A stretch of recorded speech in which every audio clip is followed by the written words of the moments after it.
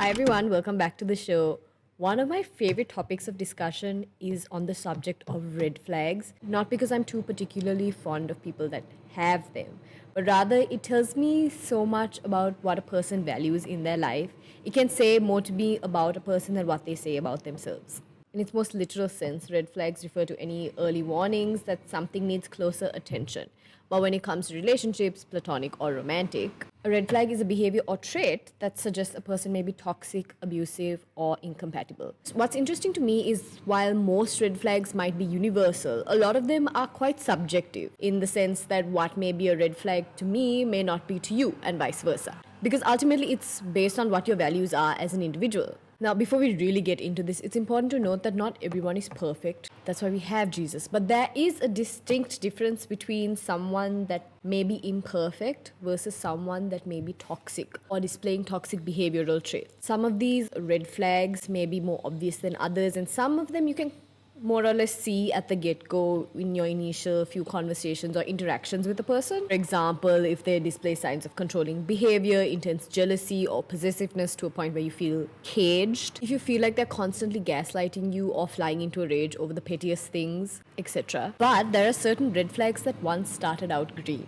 And those are the ones I think are important to look out for. Now, as to where I've gotten this information, it's mostly observations of relationships around me, things my friends have gone through, things I've seen and experienced firsthand, and also things my parents have pointed out to me over my life and taught me because they themselves are marriage counselors. So hopefully this can save you a lot of heartache and strife. As usual, I think it makes sense to tackle this subject from the most interesting and easily digestible point of view, which happens to be the romantic one. So I feel like all of us are quite familiar with the obvious red flags that people display in their behavior. But I want to look into more of the longer term ones, things that start to come up 3 to 6 months into a relationship, because that's around the time that I've noticed that people's true colors start to show, which is why what once started green starts to look a little bit red. And don't worry, it's not because you're colorblind. It's because everyone is on their best behavior at the start of a relationship. Okay, first up we have the morphing game. So now let me paint this picture for you because there are layers to this. Imagine you're getting to know someone with the intention of building a life and a future with this individual. Naturally, in figuring out if this is the person you want to do all that with, you start to have conversations regarding what it is that you want out of your life, your values, and what you expect and envision in your life together. And then everything seems to line up. Obviously, not everything is like word for word, but at least you're on the same page, or at least you think so. So there's usually 3 potential things that can happen from here. One is that you continue on this journey together. Sure, it may not be all that easy, but because you love each other and you want to build a future together, you work on things and then eventually are able to establish and build this life that you have envisioned together, which is not a red flag. It's just one of the things that happen. The second thing is that their actions don't match up to their words. They are inconsistent, which is a key word. It reveals itself very early on because it may not be in their nature to even pretend like they mean to do what they said they would or wanted at the start. A red flag, but relatively obvious once again, because it goes from one extreme to another, starting from green to red. But the third, the one I despise the most, is when that inconsistency isn't as clear or apparent as in the second option. Because it morphs, it shifts and remolds itself in a way that leaves you confused about what you thought you wanted in the first place. So it can kind of look like this. Start off in agreement on a certain thing. And I'm not talking about something insignificant like what you want for dinner that night. I'm talking about something that is reflective of the life you want, maybe in the family you want to build, the career that you aspire to have, things that pertain to your future and how it would affect you as a couple in that future, which could be different for you, but it kind of can range from the boundaries you have in your relationship, things you set out to do and achieve as a couple. So say like 2 months into you having this conversation, their behavior is consistent with what they said they wanted or what they said they were going to set out to achieve. But then, a couple of months into it, the yes becomes, oh yeah, definitely. Which then becomes, I guess. And that becomes, maybe, which turns into, maybe, I don't know, which turns into, well, I don't know, how about this, X, Y, and Z, which ultimately ends up in a no. It's so gradual, and you may not even realize it's happening, especially if you're not accountable to anyone. It leaves you second guessing what you thought you wanted in the first place, because you've invested so much time and effort into this person who you possibly love now. So you are met with the decision of having to compromise whether you want this thing that you envision for your life, or you're willing to give it up for the sake of this person that you love. Basically, you're at a point where you're thinking about compromising what you want for the sake of the time that you've invested into the relationship. Like, this can apply to a whole range of things. But if I had to pick one generic example, let's take the decision of wanting to have children. You've always wanted kids, you've dreamed of being a mother or a father one day in your life, and you want a big family, and that's what you have envisioned for yourself. So your partner, when discussing, say, the kind of life you want, is in agreement for this. Oh, well, yeah, I love kids. Like, kids are great. But then the yes, I want kids becomes, yeah, maybe I want kids at some point of my life. Which can become, sure, I want kids, but it's also just so nice when it's just the two of us. Which becomes, I don't know if I really want kids. Which ultimately turns to, no, I've never wanted kids. I hate kids. In general, if you don't want kids, then that's your prerogative. But make your intentions known from the start.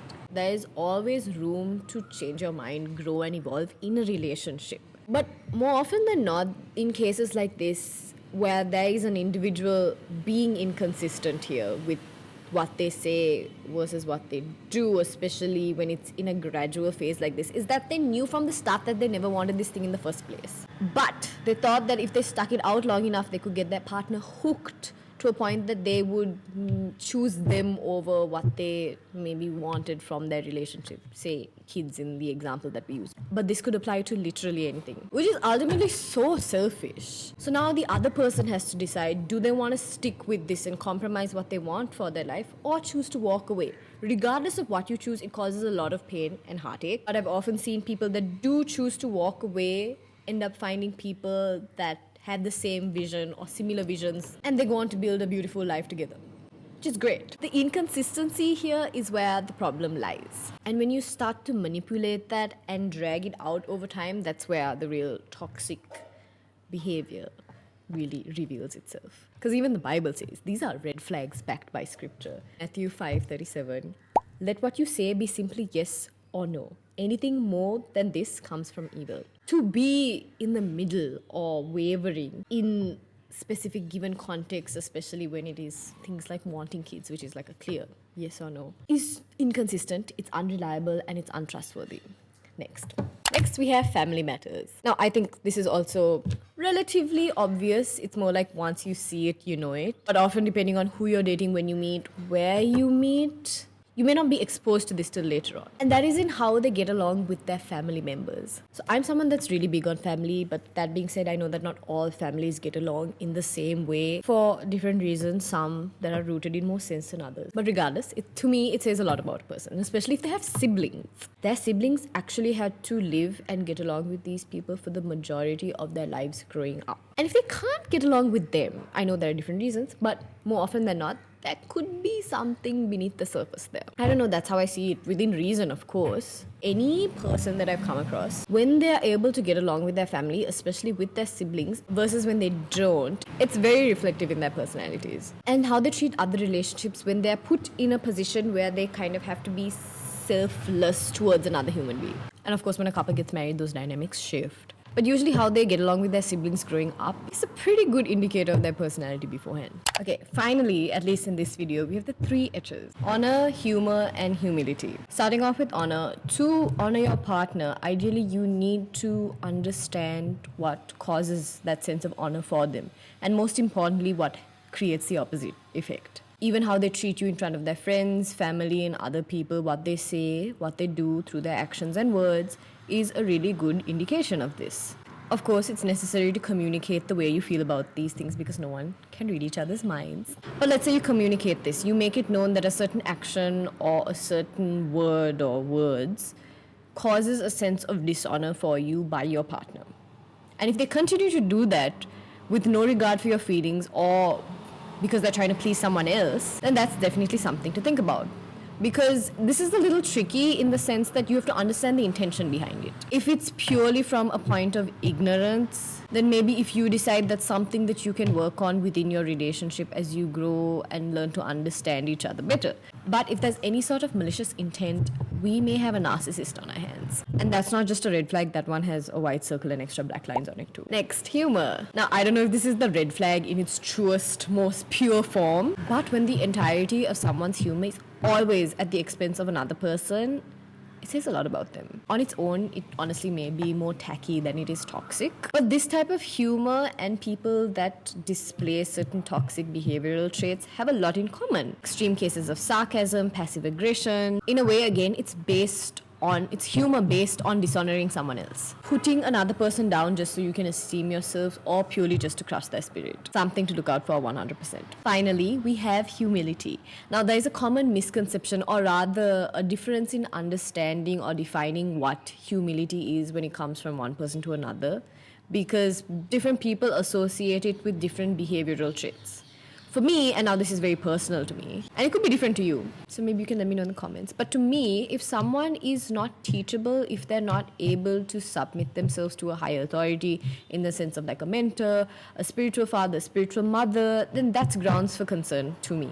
But it applies to anyone in the sense that if someone is stuck in their ways, they are not open to correction or improvement from someone whose opinion that they value. Obviously not a random person, but someone whose opinion they genuinely value. It speaks volumes, because even Proverbs 11:2 states, when pride comes, then comes dishonor and shame. But with the humble, the teachable who have been chiseled by trial and who learn to walk humbly with God, there is wisdom and soundness of mind. And I think that's something we should always strive towards. So I think these are some underestimated, pressing red flags because they're not as apparent as others, at least in the start. I think I'm a little bit biased to pick some of these over others because of my personal values, my faith, and also as a woman. So if you are a woman or otherwise, let me know what you think in the comments. If you know any other very pressing behavioral traits that should be raising red flags in platonic or romantic relationships. As always, as we keep a lookout for these things in others, it's important to self-evaluate as well.